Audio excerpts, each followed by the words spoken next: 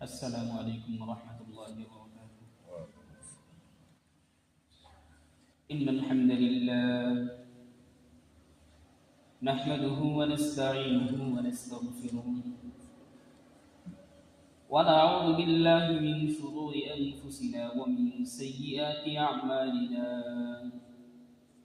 من يهد الله فلا مضل له ومن يضلل فلا هادي له. ونشهد أن لا إله إلا الله وحده لا شريك له.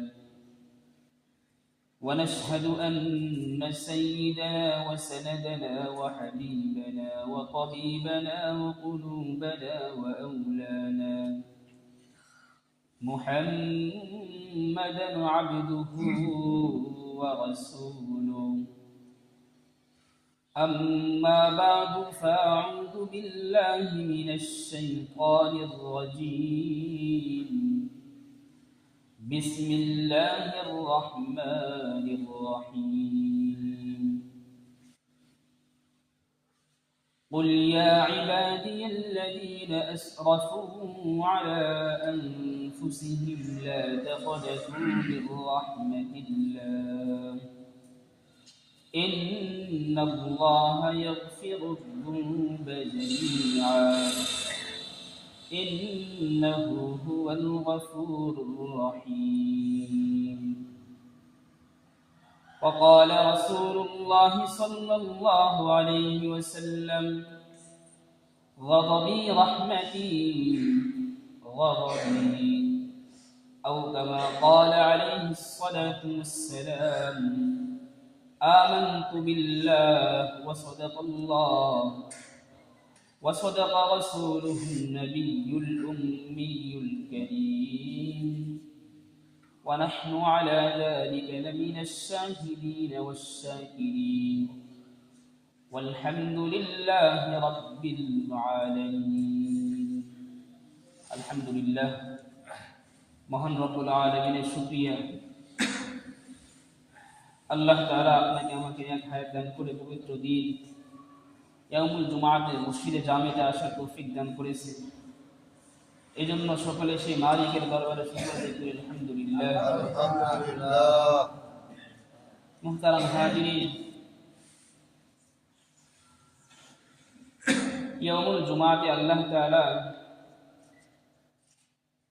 আমাদেরকে কিছু নসিহত শোনার জন্য ব্যবস্থা করে দেয়। আল্লাহ তাআলা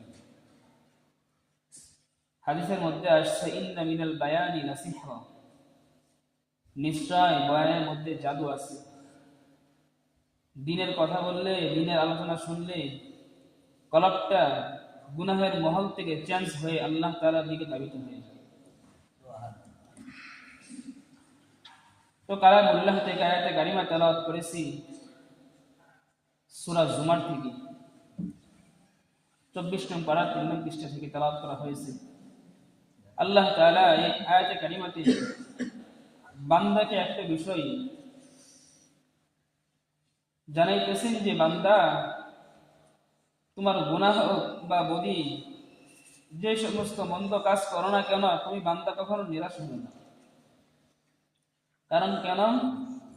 বান্দা হয়তো ভয় পাইতে পারে, কারণ আল্লাহ তাআলার দুটি শানওয়ালা সিফত আছে। একটি হচ্ছে জামালি, আরেকটি হচ্ছে খাউফি। খাউফির অন্য বিকল্প যেটা বলা হয় সেটা হচ্ছে জালালি। জামালি, জালালি। জামালি সিফাত এটা হচ্ছে মুমিন বান্দাদের জন্য আল্লাহ তাআলা রাখছে, আর জালালি সিফাত যেটা আছে এটা আল্লাহ তাআলা বেগাইরি মুমিন যারা আছে তাদের জন্য রাখছে। বেগাইরি মুমিন বলতে যাদের ঈমান নাই, বেঈমান, মুশরিক, মাজুসি, অন্য ধর্মের লোক যারা আছে ওদের জন্য আল্লাহ তাআলার সিফাত হচ্ছে জালালি। জামালিটা কি? জামালিটা হচ্ছে রহমতের সিফাত, মুহাব্বতের সিফাত এবং স্নেহে পরশ পাওয়া একটা সিফাত। মুমিন বান্দার জন্য আল্লাহ তাআলার পক্ষ থেকে হচ্ছে রহমত মুমিন বান্দার জন্য আল্লাহ তাআলার পক্ষ থেকে হচ্ছে দয়া এবং মাগফিরাত, এটা হচ্ছে জামালি। আর বিগয়রি ঈমানদার যারা আছে ওদের জন্য আল্লাহ তাআলার সিফাত হচ্ছে জালালি, খুব ভয়াবহ সিফাত একটি। এই সিফাতের মধ্যে আল্লাহ তাআলা তার শান মান মাকাম অনুযায়ী বান্দার সামনে উপস্থিত হবে। কারণ বান্দার সামনে যদি কোনো বান্দাই হোক না কেন, আল্লাহ তাআলা যদি তার সামনে যদি জালালের সিফাত নিয়ে যদি আবির্ভূত হয়, তো সেই ব্যক্তির জাহান্নাম ছাড়ার কোনো উপায় নেই।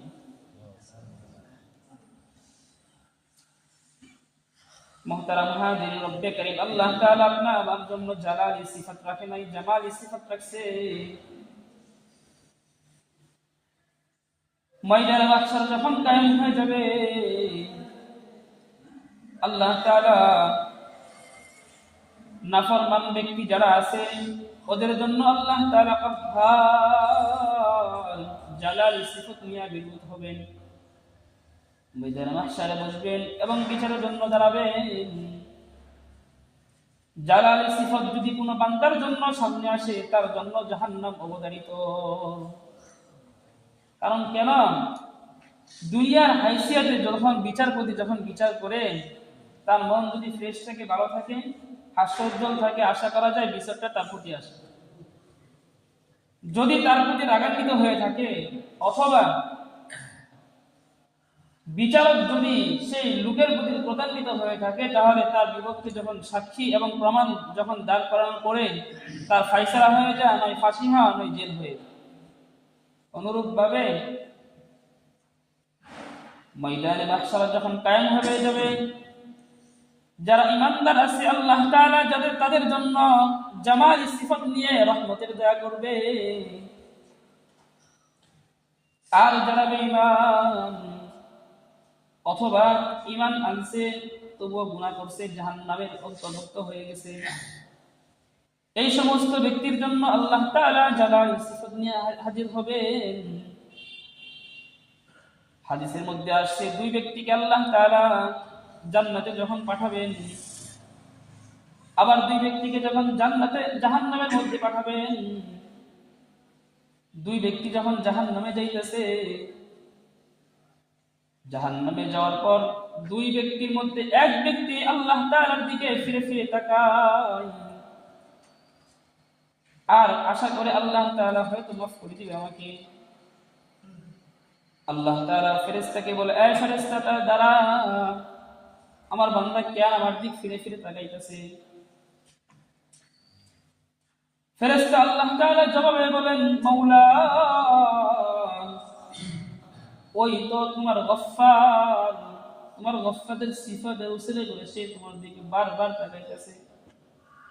কারণ তোমরা তুমি দুনিয়াতে বলছো, কোন ব্যক্তি যদি গুনাহ করে তোমার রহমতের যদি দয়ার দিকে সে যদি প্রত্যাশা রাখে, সে অনেক গুনাহ করা সত্ত্বেও তোমার রহমতের প্রত্যাশা করে যখন সে তোমার কাছে যায়, তোমার কাছে ফিরে ফিরে তাকে তোমাকে যখন ডাকে, আল্লাহ তুমি তো বলছো মাফ করে দিবা তারে, মাওলা সে তার জন্য জাহান্নামে যাওয়ার অপেক্ষা করে না করে মাওলা তোমার দিকে বারবার তোমার দিকে ফিরে ফিরে তাকায়, মাওলা হয়তো তুমি তাকে মাফ করে দিবা। মেরে ভাই দোস্ত বুজুর্গ, ওই দুই ব্যক্তি হাদিসের মধ্যে ওয়াকিয়া বর্ণিত আসছে, ওই দুই ব্যক্তির এক ব্যক্তি যখন আল্লাহ তাআলার দিকে ফিরে ফিরে তাকাবে, ফেরেশতার এই কওল যখন শুনবে, আল্লাহ বলেন সে ব্যক্তি যেহেতু আমি রহমান গফফারকে সে যদি আল্লাহকে স্মরণ করে থাকে, সে যখন আমার প্রতি দাবি করেছে, যা যা আমি সেই ব্যক্তিকে মাফ করে জান্নাতের বাসিন্দা করে দিলাম। সুবহানাল্লাহ। কেন? সে আল্লাহ তাআলা যে এক, আল্লাহ তাআলা যে গফফার, গুনাহ ক্ষমা করতে পারে, সে এই বিশ্বাস নিয়ে বারবার তাকায়। সন্তানরা যখন ভুল করে, ভুল করার পর মা বাবার মুখের দিক যখন বারবার তাকায়, হয়তো বাবা আমাকে মাফ করে দিবে, হয়তো মা আমাকে মাফ করে দিবে, বারবার তাকাইতে থাকে। লাস্ট পর্যায়ে দেখা যায় কি, বাবা মা তার সন্তানের অবাধ্যতাটাকে শেষ পর্যন্ত ক্ষমা করে দেয়, ক্ষমা করে তার সন্তানের নাফরমানিগুলো মাফ করে দিয়ে আবার বুক মেলে নেয়। কেন করে? বাপ মায়ের দিনের ভিতরে মহাব্বত আছে, এই জন্য করে। ঠিক তদুরূপ আল্লাহ তাআলাও বলেন, বান্দা তুই যেহেতু গুনাহ করছস, নাফরমানি করছস, আমার রহমতের প্রত্যাশা করস, আর এই জন্য তুই বারবার যখন ফিরে তাকাস, আমি গফফার, তোর মতো নাফরমানকে জাহান্নামে দিতে আমি রাজি না। যেহেতু তুই তাকাইছস, যা যা, তোকে আমি জাহান্নাম থেকে মুক্ত করে জান্নাতের মধ্যে ঢুকাই দিলাম। সুবহানাল্লাহ। এটা হচ্ছে আমাদের মাওলা।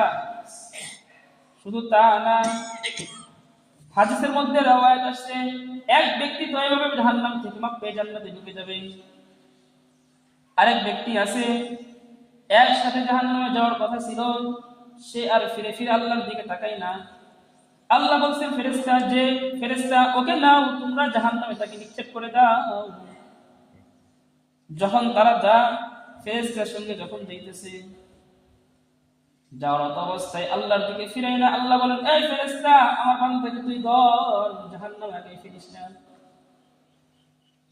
তার মুখ থেকে কওলের জবাব নেই, সে কেন আমি মাওলার দিকে ফিরে ফিরে তাকাই না।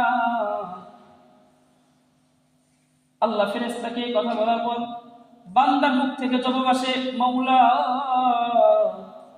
দুনিয়াতে মাওলা নামাজ পড়ি নাই, দুনিয়াতে মাওলা তোমার হকগুলো ঠিক মতো পালন করি নাই, দুনিয়াতে মাওলা সত্য মাওলা ছাড়ি নাই, আল্লাহ দুনিয়াতে মাওলা ঘুষ ছাড়ি নাই, জিনা ছাড়ি নাই, চুরি ছাড়ি নাই, অবাধ্য অপবাচার কোনোটা ছাড়ি নাই। মাওলা ইমানদার ছিলাম, তবু মাওলা গুনার কারণে জাহান্নামে আজ যাইতেছি। দুনিয়াতে মাওলা তোমার নাফরমান করছি মাওলা, এই জন্য জাহান্নামে যাওয়া লাগতেছে। বিল আখির মাওলা ফয়সালা যেহেতু হয়ে গেছে, তোমার জাহান্নামে আমার যাওয়া লাগবে। মাওলা আখিরাতে যদি এই ফয়সালাটাও যদি তোমার না মানতে পারি, তাহলে তো মাওলা তোমার বান্দা হিসেবে আমি তো গ্রহণযোগ্য না।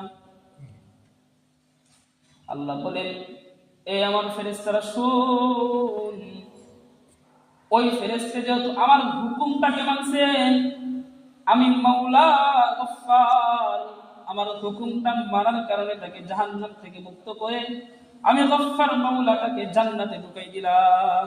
সুবহানাল্লাহ। সূরা মাইদার মধ্যে আসছে, আল্লাহ তাআলা বান্দাকে ওসিলা ওসিলে মাফ করে দিবেন। ওয়াবতাগু ইলাইহিল ওয়াসিলা, আল্লাহ সেই কথাটাই বলেন, বান্দাকে আল্লাহ তাআলা যে মাফ করবে, কোন একটা মাধ্যম দিয়ে মাফ করে দিবে। হয়তো আপনি ভাবতে পারেন, গুনাহ করি, 10টা বছর, 20টা বছর, 30 বছর বয়স হয়ে গেছে, 60 বছর বয়স হয়ে গেছে, গুনাহ করছি অনেক, আমলনামা শুধু গুনাহ আর গুনাহ। সপ্তাহে একদিন শুধু হাজিরা দিচ্ছি নামাজ পড়ার জন্য, 5 ওয়াক্ত নামাজ পড়ি নাই, কত গুনাহ করছি, আমার মতো গুনাহগারকে আল্লাহ মাফ করবে? চিন্তা করতে পারে। আল্লাহ বলেন, কোন ব্যক্তি যদি গুনাহ করতে করতে তার নিজের জীবনে গুনাহ ছাড়া আর কিচ্ছু দেখা যায় না, গুনাহ ছাড়া আর কোনো কিছু তার আমলনামাই নেই, আল্লাহ বলেন সেই ব্যক্তিটাও যদি জীবনের শেষ প্রান্তে এসে যদি আমি মাওলাকে গফফার মনে করে সে তওবা করে যদি রুজু করে ফিরে আসে, সেই গুনাহগার ব্যক্তিটাকে আমি মাওলা মাফ করে দিই। সুবহানাল্লাহ। মাফ পাওয়া তো সহজ, চাইলে না পাওয়া যাবে। এই জন্য মুহতারাম হাজিরিন, রব্বে কারীম আল্লাহ তাআলা আপনাকে আমাকে মাফ করার জন্য ওয়াদা করছেন। আমার আপনার শান কিন্তু অনেক আলা, অনেক বড় একটা শান আমাদের, কারণ আমরা ঈমানদার। আল্লাহর নবী বলেন, যে ব্যক্তি ঈমানদার, মান ক্বালা লা ইলাহা ইল্লাল্লাহ ফাদাখালাল জান্নাহ, যে ব্যক্তি মুমিন সে তো অবশ্যই জান্নাতের মধ্যে যাবে। তবে যে ব্যক্তি ঈমান আকবার নেকি যদি করে, তার নেকির আমলনামা যদি বাড়ি হয়ে যায়, বিনা হিসাব জান্নাত প্রবেশ করবে। আর বদি যদি বেশি হয়ে যায়, খারাপ যদি বেশি হয়ে যায়, নাফরমানি যদি বেশি হয়ে যায়, তাহলে সেই নাফরমানির কারণে সে জাহান্নামের শাস্তি ভোগ করবে। আল্লাহ তাআলা বলতেছেন, বান্দার যখন গুনাহ বেশি হয়ে যাবে, বান্দার এই গুনাহটা যখন বেশি হওয়ার কারণে তাকে অবশ্যই জাহান্নামের মধ্যে যখন নিক্ষেপ হওয়া লাগবে। মুসলিম শরীফের হাদিসের মধ্যে আসছে, আল্লাহ তাআলা বলেন, বান্দার গুনাহ যখন বেশি হয়ে যাবে, সে ব্যক্তি যদি ঈমানদার হয়, আর ঈমানদার হওয়ার কারণে আল্লাহ তাআলা তাকে ডাইরেক্ট জাহান্নামে নিক্ষেপ করবে না। তো ঈমানদার ব্যক্তিকে আল্লাহ তাআলা জাহান্নামে নিক্ষেপ করবে একটা মাধ্যম দিয়ে। আমাদেরকে আল্লাহ তাআলা হায়াত দান করছে, এই হায়াতের মধ্য দিয়ে যখন আমরা পরকালে যখন চলে যায়, একটা দরজা আছে, সেটা হচ্ছে মৃত্যু। এই মৃত্যুর মাধ্যমে আমি আপনি দুনিয়ার জগৎ থেকে আখিরাতের জগতে চলে যাই। এই মৃত্যুর মাধ্যমে আল্লাহ তাআলা আপনার আমাকেও, আমি আপনি যদি গুনাহগার হয়ে থাকি, তো গুনাহগার ব্যক্তিকেও জাহান্নামে নিক্ষেপ করার জন্য আল্লাহ তাআলা তাকে আগে মৃত্যু দান করবে। মৃত্যু দেওয়ার পরে তাকে আল্লাহ তাআলা জাহান্নামে নিক্ষেপ করবে। প্রশ্ন হতে পারে এই জায়গায়, একবার তো মরলাম, আবার কিসের মরবো? আমার কথা না, মুসলিম শরীফের হাদিসের মধ্যে আসছে, কিতাবুল ঈমানের মধ্যে আসছে। আল্লাহ নবী বলেন, যখন বান্দার মৃত্যু হয়ে যাবে, আখিরাতে যখন চলে যাবে, ময়দানে মাহশার কায়েম হয়ে যাবে, হিসাব যখন হবে, হিসাবের পর যদি তার ফায়সালা জাহান্নাম হয়ে যায়, তো সেই ব্যক্তির ফায়সালা জাহান্নাম হওয়ার কারণে জাহান্নামে আল্লাহ তাআলা মুমিন ব্যক্তিকে দেওয়ার আগে তাকে আল্লাহ তাআলা প্রথমে আগে মৃত্যুর দরওয়াজা সাত করিয়ে তাকে মেরে তারপর জাহান্নামে নিক্ষেপ করবে, যেন মুমিন ব্যক্তি যেন জাহান্নামের কষ্টটা যেন না পাইতে পারে। জাহান্নামের স্তর আছে 7টা। লাস্ট স্তর যেটা আছে সেটা হচ্ছে মুনাফিকদের জন্য বরাদ্দ। মুনাফিক কারা? মুখে বলে একটা, ভিতরে আছে আর একটা, তারা হচ্ছে মুনাফিক। কিন্তু ঈমানদার যারা আছে, মুমিন, ওদেরকে আল্লাহ তাআলা প্রথম স্তরে দিবে, মানে সাধারণ আযাব দিবে। কিন্তু এই সাধারণ আযাবটা এমন পরিমাণে আযাব হবে, একটা দৃষ্টান্ত দিলে খুব ভালো বোঝা যাবে। সেটা হচ্ছে, মানুষের যখন অসুস্থ হয়ে যায়, যখন মেডিসিন কোনো কাজ না করে, তখন লাস্টে সেই ব্যক্তিটাকে ওপেন সার্জারি করে। কেন করে? তার কোনো উপায় নাই, হয়তো আমার কাটা লাগবে, নয় কোনো কাটছিট করে সেই ব্যক্তি সুস্থ করা লাগবে, ডাক্তারের থিওরি এটা। তো লাস্টে যখন তাকে ওপেন সার্জারি করার আগে তাকে সেই ব্যক্তিটাকে অবশ করে নেয়, এজন্য করে সে যেন ব্যথা কষ্ট অনুভব যেন না পায়। কিন্তু যখন তার সার্জারি করা শেষ হয়ে যায়, ওটি থেকে যখন তাকে বের করে, এই যে সে যখন তার জ্ঞান ফিরে আসে, সুস্থতা যখন হওয়ার পর ওই ব্যক্তিটা বুঝতে পারে তার শরীরের মধ্যে কি পরিমাণ কিয়ামত চলছে, কি পরিমাণ শাস্তি, কি পরিমাণ কাটছিট ডাক্তারে করছে। কিন্তু যখন অপারেশন করে তখন কষ্ট অনুভব হয় না, অপারেশন করার শেষে কষ্ট অনুভব হয়। এর যে একটা যন্ত্রণা, একটা কষ্ট পরে অনুভব হয়। ঠিক তদুরূপ মুমিন ব্যক্তি যারা আছে, মুমিন বান্দা যারা আছে, মুমিন বান্দি যারা আছে, ওদেরকে আল্লাহ তাআলা যখন জাহান্নামে নিক্ষেপ করবে, প্রথমত শাস্তি স্বরূপ আল্লাহ তাআলা শাস্তিতে দেওয়ার আগে মৃত্যু দান করবে, যেন জাহান্নামের কষ্ট যেন কম পায়। দ্বিতীয়ত যে কাজটা করবে, আল্লাহ তাআলা সেই ব্যক্তিকে জান্নাতে দেওয়ার আগে জাহান্নাম থেকে বের করে তার সমস্ত শরীর ক্ষত বিক্ষত হয়ে যাবে, পুরে আংরা আছে না, আংরা ওই ফাটা মাটি আছে না, এরকম চিরচির হয়ে যাবে, কয়লাযুক্ত হয়ে যাবে। ওই মুমিন ব্যক্তিটাকে যখন জাহান্নামের শাস্তি শেষ করার পর জান্নাতে যখন দিতে যাবে, দৃষ্টান্ত স্বরূপ বুঝি, সেই অপারেশন শেষ করার পর সেই ব্যক্তিটার যেরকম ভাবে কষ্ট হয়, যন্ত্রণা হয়, ঠিক তদুরূপ ওই মুমিন ব্যক্তি জাহান্নাম থেকে যখন গুনার কারণে বের হয়ে আসবে জান্নাতে যাওয়ার জন্য, ওই ব্যক্তিটার ওইরকম কষ্ট হওয়া শুরু হবে। যখন কষ্ট হবে, আল্লাহ তাআলা বলবেন, হে ফেরেশতারা শোনো, আমার ব্যক্তি যেহেতু ঈমানদার, সে জান্নাতে ঢুকবে, তাকে তোমরা এমন একটা মাকানা নিয়ে যাও, তার কষ্ট যেন লাঘব হয়ে যায়, আমার একটা মাধ্যম ব্যবস্থা করো। আল্লাহ তাআলা ফেরেশতাদের বলবেন, আয় ফেরেশতারা, ওই জাহান্নাম থেকে ফিরে আসছে, ওর সমস্ত শরীর ক্ষত বিক্ষত অবস্থানে আছে, তার শরীরটাকে নাহরে হায়াত পানির দ্বারা ধৌত করা। যখন নহরে হায়াতের পানির দ্বারা যখন সেই জাহান্নাম ব্যক্তিকে ধৌত করবে, তার শরীরটা একদম ফুটফুটে যুবকের মতো অথবা যুবতীর মতো হয়ে যাবে। কারণ কেন? গুনার শাস্তি বহন করছে এবং জান্নাতে যাবে, তার আগে তার বডিটাকে আল্লাহ প্রস্তুত করতেছে। ইমানদার যারা আছি, ইমানদারকে আল্লাহ তাআলা জান্নাতে দেওয়ার জন্যই বানাইছে। আমরা মুমিন যারা আছি, মুসলিম যারা, সবাই ইমানদার। আল্লাহ আমাদেরকে জান্নাতে দেওয়ার জন্যই বানাইছে, জাহান্নামে দেওয়ার জন্য না। যদি সেটাই যদি হতো, ওই যে এর আগে একটা ঘটনা বললাম, যেটা দুই ব্যক্তির ঘটনা বললাম, শুধু মাওলার রহমতের প্রত্যাশা করছে, আল্লাহর দিকে ফিরে ফিরে তাকাইছে, এজন্য তাকে জান্নাত দান করছে, সেটা যদি সাধারণ বিষয় হতে পারে, আমি আপনি নামাজ পড়তেছি, আল্লাহর হুকুম মানতেছি এবং চেষ্টা করি নিজের সাধ্য মতো আল্লাহর হুকুমের প্রতি নিজের জীবনটাকে বাস্তবায়ন করার জন্য, এই সত্ত্বেও কি আল্লাহ আপনাকে আমাকে জান্নাত দিবে না?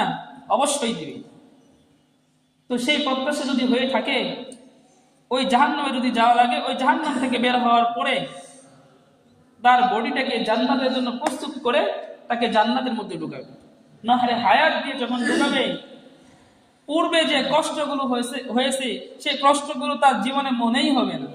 কারণ কেন? গরিব যারা আছে, অনেক কষ্ট করে যখন আয় উপার্জন করার পর যখন দিন শেষে যখন বাসায় ফিরে পরিবার নিয়ে যখন দুই মুঠো ভাত খা, সকলে মুখে হাসি ফোটাইতে পারে, তার সারাদিনে কষ্ট আর কষ্ট মনে হয় না। ঠিক কিনা? ঠিক তদ্রূপ বান্দা যখন গুনাহের স্বাদ জাহান্নাম ভোগ করার পর নহরে হায়াত দৌত করে যখন তার জীবনটা জান্নাতের মধ্যে ঢুকবে, তখন তার জাহান্নামের শাস্তিটা মনেই হবে। এই জন্য দোস্ত বুজুর্গ, সূরা জুমার থেকে আয়াত পড়ছিলাম, আল্লাহ তাআলা এই আয়াতের মধ্যে আমাদেরকে জানান, বান্দা তোমরা কখনো নিরাশ হবে না, বান্দা তোমরা কখনো নিরাশ হবে না। কারণ কেন? আমি মাওলা তোমাদেরকে সৃষ্টি করছি জাহান্নামে দেওয়ার জন্য না। কারণ জাহান্নামে যাওয়ার জন্য যদি আল্লাহ তাআলা আমাদেরকে বানাইতো, তবে আমাদেরকে আল্লাহ তাআলা মুমিনের কদর দাই আমাদের কি করতো না। যারা আছি সকলে মুমিন, মুমিনের দাম কেমন? আল্লাহ বলেন, এই পৃথিবীতে যা আছে, এই পৃথিবীর 10 দুনিয়া যদি এক জায়গায় করা হয়, পৃথিবীর দাম যেমন, তার চেয়ে হাজার হাজার গুণ দাম হচ্ছে মুমিনের একজন দাম। আল্লাহ এজন্যই বলে নাই শুধুমাত্র ঈমান আনছে, শুধুমাত্র ঈমান আনছে, একটু সরিষার দানা পরিমাণ ঈমান আছে কোন ব্যক্তির, এই দানা পরিমাণ ঈমানদার মুমিনটাও আল্লাহ তাআলা এই দুনিয়ার 10 দুনিয়া জান্নাত আল্লাহ তাআলা দান করবে। অতএব কখনো নৈরাশ্য হওয়ার কোনো প্রশ্নই আসে না। আমাদেরকে আল্লাহ তাআলা ঈমানদার দান করছে, এই ঈমানের কদরদারি করি। গুনাহ করছি, হয়তো চিন্তা করতে পারেন, হুজুর 5 বছর 10 বছর মুখের দাড়ি ভেঙে গেছে, নামাজ ঠিক মতো পড়ি নাই, 5 ওয়াক্ত নামাজ পড়ি নাই, শুধু জুমার দিন হাজিরা দিছি, আইসে মাঠে গেছি জুমার ঈদগাহ নামাজ পড়তে শুধু, বা জানাজা হয়েছে এইটুকু নামাজ পড়ছি, আল্লাহর হুকুম ঠিক মতো মানি নাই, নবীর তরিকায় জীবন যাপন করি নাই, অনেক গুনাহ করছি, নিজের জীবনটা গুনাহে জর্জরিত। আল্লাহ তাআলা বলেন, কোন ব্যক্তি যদি এমন অবস্থানে যদি পৌঁছে যায়, সে ব্যক্তিও যদি আমি মাওলাকে গফফার স্বীকার করে সে যদি তওবা করে ফিরে আসে, আমি মাওলাও সে ব্যক্তিকে গুনাহ মাফ করে তাকে জান্নাতের বাসিন্দা করি।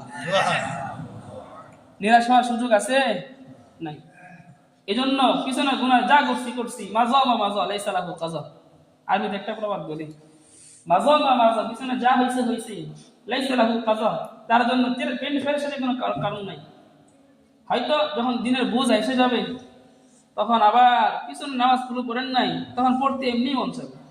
এজন্য ভাই দোস্ত বুজুর্গ, ফিরে আসি, পিছনে যা গুনাহ করছি, যুবক ভাই যারা আছি অনেক গুনাহ করছি, দাড়ি কাটছি, মদ খাইছি, গাঞ্জা খাইছি, বা সিগারেট খাইছি, বা মা বাবার অবাধ্য করছি, গুনাহের কাজ করছি, যেগুলো গোপন গুনাহ আছে সবগুলোই করছি, কেউ জানে না, শুধুমাত্র আমি জানি, আর কেউ জানে না। এরকম দিল অবস্থান নিয়েও যদি ফিরে আসে কোনো ব্যক্তি, আল্লাহ তাআলা বলেন সেই ব্যক্তিটাকে আমি মাওলা জান্নাত দান করি। এই জন্য নিরাশ হওয়ার কোনো প্রশ্নই আসে না।